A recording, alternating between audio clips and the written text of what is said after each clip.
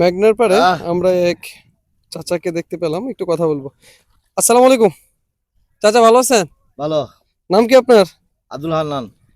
কাকা, দেখতেছি নৌকার উপরে বসে আছেন, কে লাগা বসে রয়েছেন? মাছ মারি। মাছ মারেন? কেমনে মাছ মারেন মূলত একটু বলেন তো। মাছ মনে করেন যদি খাও দেই তো বড় মাছ আয়ে, ইলিশ মাছ আয়ে। খেওটা কেমনে দেন? খাওয়া আমরা নদীর পাড়ে সারি কিনারে মানুষ দাঁড়া করায়া। ওই যে এখানে দেখতেছি আমরা, এই যে ইয়াগুলা ছোট ছোট ইয়াগুলা, যে এগুলা হচ্ছে আপনার পুরোটা জাল, তাই তো? জাল ভর্তা আছে। জাল ভরতাছে, এই জালটা নিয়ে কই যাবেন? এই জাল হলে ভাড়াত দেব, ভাড়াত গিয়ে আবার আরেক জাল ছাড়বো। ফারাত বলতে কি নদীর মাঝে? না, নদীর সাইডে। নদীর সাইডে গিয়া, নদীর সাইডে থেকে মাঝে যাবেন? মাঝে যাবো। মাঝের থেকে গিয়া পরে জালটা টাইনে আনবেন? আনবো। বের আনবেন? হ্যাঁ।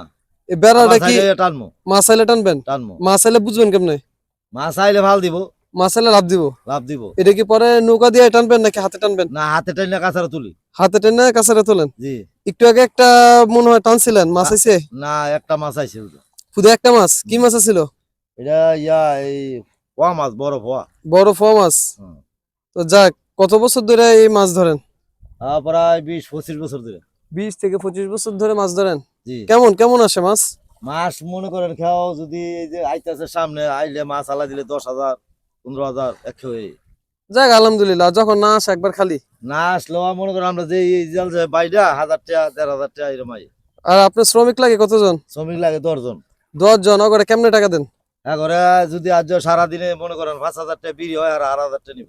ও মানে যত টাকার মাছ বিক্রি করতে পারবেন অর্ধেক অর্ধেক আমার। তার? অর্ধেক আমার। অর্ধেক আপনার? মানে আপনার তেল খরচ, জাল, যাবতীয় নৌকা সব আপনার? ইজমেরিতে দেব। আর বাকিটা হচ্ছে যে শ্রমিকরা হচ্ছে যত টাকার মাছ বিক্রি করবেন অর্ধেক নিয়ে যাবে? অর্ধেক নিব। আর মাছ বেচা কিনা না হইলে?